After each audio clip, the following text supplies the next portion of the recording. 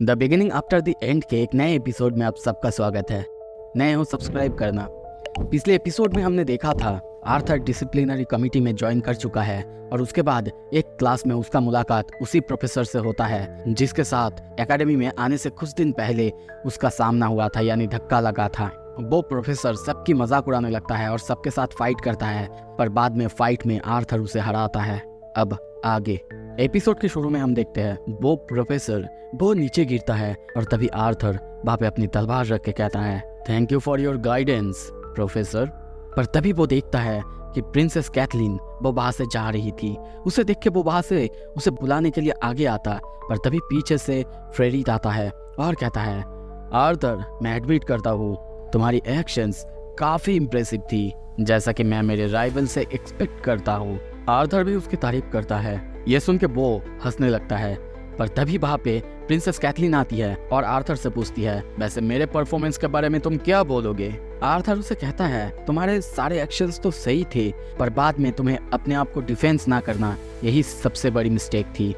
ये सुन के पहले तो वहाँ पे बहुत ज़्यादा साइलेंस होता है, पर बाद में वो नोट करते हुए चली जाती है और कुछ देर बाद फ्रेडरिक भी जाता है। अब आर्थर को देखता है वो कहीं पे जा रहा था, पर वो सैड था।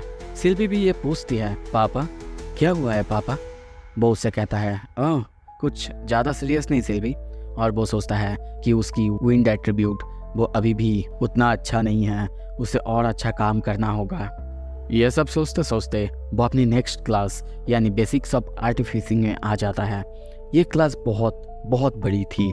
आर्थर एक जगह के बैठता है, पर तभी वहाँ पे और एक स्टूडेंट आती है। उससे कहती है, क्या मैं यहाँ पे बैठ सकती हूँ? अगर तुम कहो तो।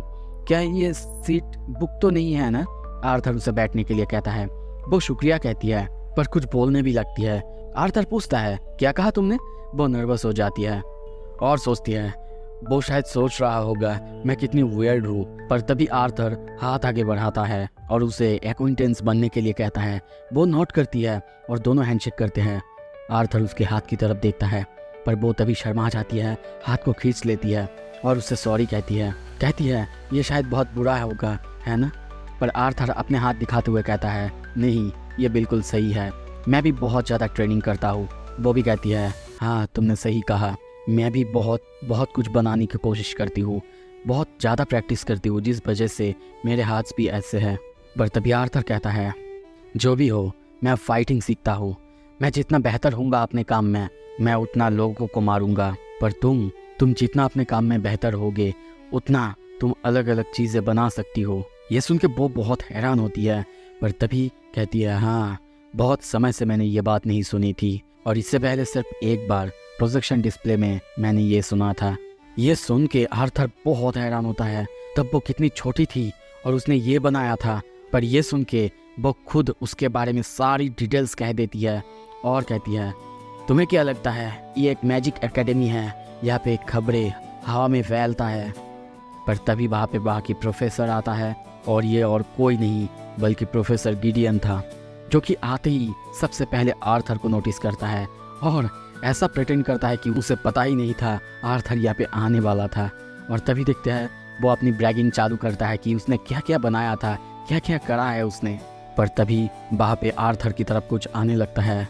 सिल्वी उसे देख के बहुत हैरान होती है और वहाँ पे हम एक आउल जैसे बर्ड को देखते हैं। सिल्वी उसे देख के बहुत गुस्सा होती है और कहती है, पापा ये डेंजरस है। गिडियन कहता है, ओह देखो तो लगता है कि तुम मेरे ये प्रिकॉशियस क्लास नहीं ले पाओगे, क्योंकि ये प्रोफेसर गिडियन की बॉन्ड है जो तुम्हें बुलाने के लिए आया है। चलो जाके एक बार चेक कर लो। आर्थर उठता है और कुछ ही देर बाद आर्थर जा रहा था, पर फिर भी सिल्वी और वो बॉन्ड दोनों फाइट कर रहे थे। आर्थर जब सामने आता है देखता है कि प्रिंसेस कैथलीन वो अभी डायरेक्टर के रूम से निकल रही थी। वो उससे बात करता बुलाता, पर वो उसे देखता भी नहीं। आर्थर डर जाता है कि प्रोफेसर शायद बहुत गुस्से में होंगे। वो अंदर आते हुए देखता भी है कि प्रोफेसर गुस्से में है, पर तभी जब वो बैठता है कन्फेस करता है कि हाँ मैंने गलती की है उस प्रोफेसर को मार के, अगर कुछ करना होगा मैं करूँगा। सिंथिया कहती है, कोई ज़रूरत नहीं है आर्थर, यहाँ पे मैंने तुम्हें उस वजह से नहीं बुलाया है। मैं चाहता हूँ कि तुम अब से उसी क्लास के प्रोफेसर बनो और माना मैनिपुलेशन की क्लास कराओ। आर्थर को पहले समझ नहीं आता वो किसे कह रही है, पर तभी वो समझाती है कि वो उसे ही कह रही है। आर्थर कहता है, क्या कैथलीन ने आपसे ऐसा क्या कहा? और वो कहती है, अरे आते ही प्रिंसेस ऑफ सैपीन को तुम उसके पहले नाम से बुला रहे हो। आर्थर, ऐसा मत होने देना कि तुम्हारी वजह से दो किंगडम के बीच वॉर छिड़ जाए। आर्थर कहता है, मजाक छोड़ दीजिए ना, और बताइए आप क्या कह रही थी? और मैं एक प्रोफेसर कैसे बन सकता हूँ? मैं तो सिर्फ आज ही आया हूँ ना, मेरा एक दिन भी इस एकेडमी में पूरा नहीं हुआ है। पर सिंथिया उसे अच्छे से समझाती है, उसी ने उस प्रोफेसर को हराया है, और अगर वो टीचर था तो वो भी बन सकता है, और वैसे भी उसे एक नॉर्मल यानी लो लेवल टीचर बनाया जा रहा है। आर्थर यह तक कि कहता है, पेरेंट्स जो इन बच्चों को यहाँ पे पढ़ा रहे हैं वो नहीं मानेंगे।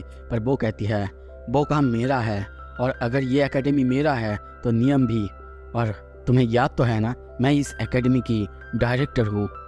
अब ये सारे बातें सुन के आर्थर और मना नहीं कर पाता, और इसी वजह से वो कहता है, ठीक है, मैं कोशिश करूँगा। कुछ देर बाद आर्थर जा रहा था। सिंथिया और उसकी बॉन्ड उसे देख रहे थे। सिंथिया कहती है, पता नहीं इस बच्चे के बारे में आखिर ऐसा क्या है, इसके साथ नेगोशिएट करना रॉयल फैमिली से नेगोशिएट करने से भी मुश्किल है, बहुत मुश्किल है।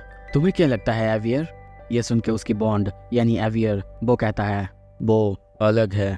आर्थर लेविन को एक बच्चा समझना बंद करो, चाहे उसकी मेंटल एक्विटी हो या फिर इमोशनल मैच्योरिटी, दोनों बहुत बहुत हाई लेवल की है, जितना कि हमारे आंखों से भी नहीं दिख रहा है। ये सुन के सिंथिया कहती है, क्या तुम इतने सर्टेनली कैसे कह सकते हो? वो कहता है, क्योंकि उसकी बॉन्ड, वो वाइट फॉक्स उसकी ट्रू फॉर्म है, एक ड्रैगन। ये सुन के सिंथिया पूरी तरह से हैरान होती है। क्या क्या कहा तुमने? पर तभी वो कहता है, मुझे लगता है जब वो पूरी तरह से डेवलप्ड हो जाएगी तब मेरा स्ट्रेंथ उसके सामने कुछ भी नहीं होगा, या फिर मैं उसके सामने कुछ भी नहीं होऊंगा। सिंथिया, कभी उसे अपनी दुश्मन मत बनाना।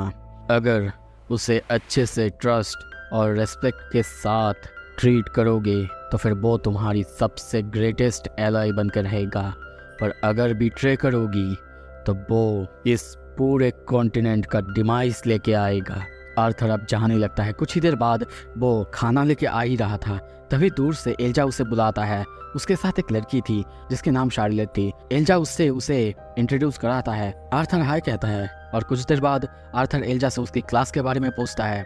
वो तो कहता है काफी अच्छा गया। जब उससे पूछता है, आर्थर बताता है कि उसने प्रोफेसर को पीट दिया और फिर वो खुद अब प्रोफेसर बन चुका है। ये सुन के एल्जा बहुत ज्यादा हैरान होता है और फिर उसके क्लास करने में इंटरेस्ट दिखाता है। और कुछ देर बाद उसे कहता है कि शार्लेट और वो डाउनटाउन जाके शॉपिंग करने के बारे में सोच रहे थे, क्या आर्थर आएगा? यहाँ तक कि शार्लेट वो भी उसे कहती है, हाँ आर्थर तुम भी हमें ज्वाइन करो ना।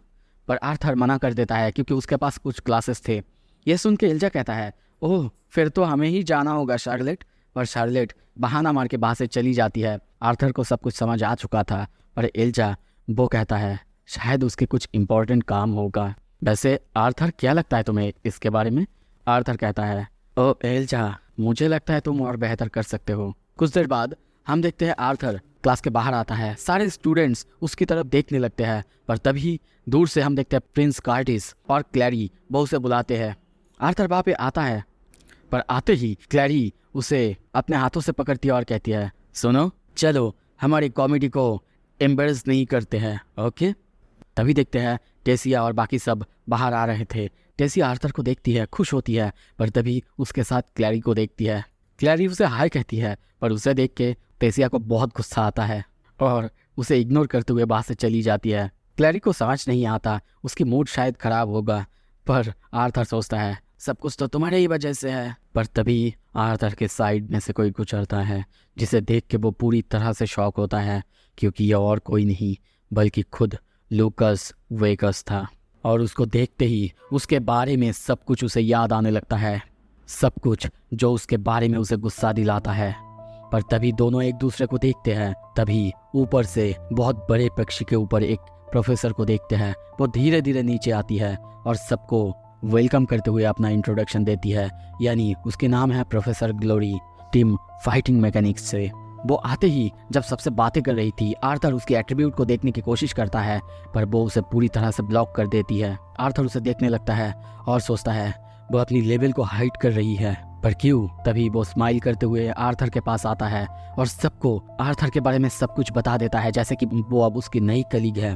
पर किसी को ये बात समझ नहीं आ रहा था, नई कलीग मतलब। और तब वो मजाक में कहती है, आज ही इसने अपने क्लास के ही प्रोफेसर को हरा के उसी क्लास का प्रोफेसर बना है। ये सुन के सब बच्चे उसके बारे में ही बातें करने लगते हैं।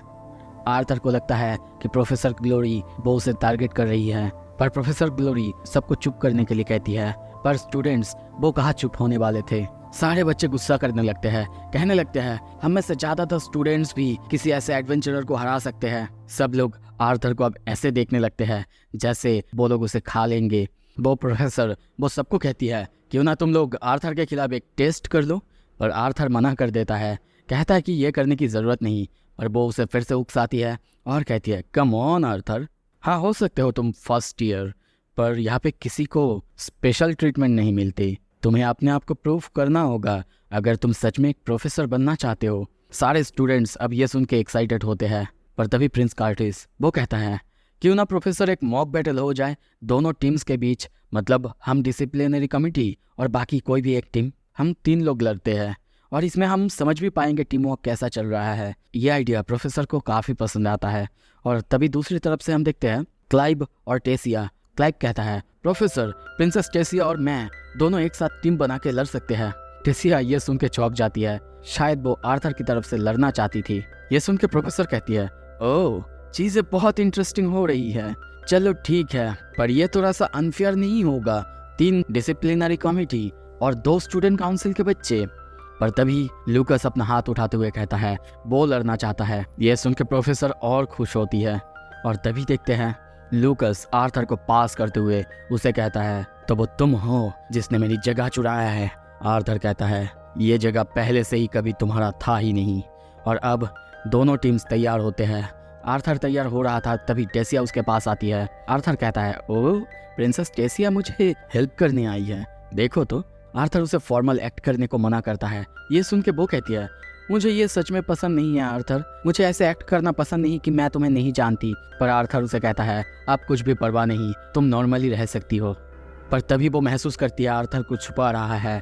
आर्थर उसके मुंह को बंद करता है और कहता है कि हाँ मैं छुपा रहा हूँ कुछ चीज़ें जो मैं नहीं चाहता कि लोग जाने, जैसे कि मेरी बॉन्ड, मेरे एट्रीब्यूट्स। पर तभी वो कुछ और कहता है, वहाँ पे वही प्रोफेसर आ जाती है और दोनों अब अलग होते हैं। टेसिया जा ही रही थी। आर्थर उसे कहता है टेसिया चलो हम दोनों अपने बेस्ट देते हैं।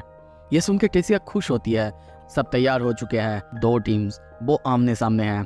और तभी ग्लोरी वो अब उन सबको रूल्स समझाती है, जैसे कि टाइम लिमिट है 30 मिनट और उसके बाद थोड़ा सा एनालिसिस होगा इस बारे में कि क्या क्या अच्छा हुआ है और क्या बुरा। वैसे टीम डेसी उनके पास एक हैंडीकैप्ट है क्योंकि प्रिंस कार्टिस और क्लैरी वो दोनों एक अच्छे मेज है और उन सबको अच्छा ट्रेनिंग भी मिला है।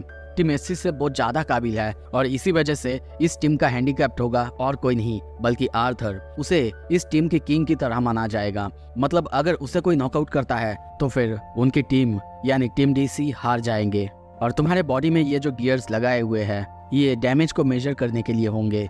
अगर इसके अंदर इनफ अमाउंट ऑफ डैमेज हो जाएगा उसके बाद ये और झेल नहीं पाएंगे, फिर साउंड करने लगेंगे। अगर तुम लोग फिर भी नहीं रुकते तो फिर ये ब्लास्ट भी हो जाएंगे और अगर कोई ऐसा करता है तो इमीडिएटली उसे मैं अपने क्लास से बैन कर दूंगा। तो चलो अब बिना देर करे बैटल शुरू करो। सो इसी के साथ ये एपिसोड खत्म होता है। अगले एपिसोड में बहुत खतरनाक बैटल होने वाला है। Thank you so much, stay tuned.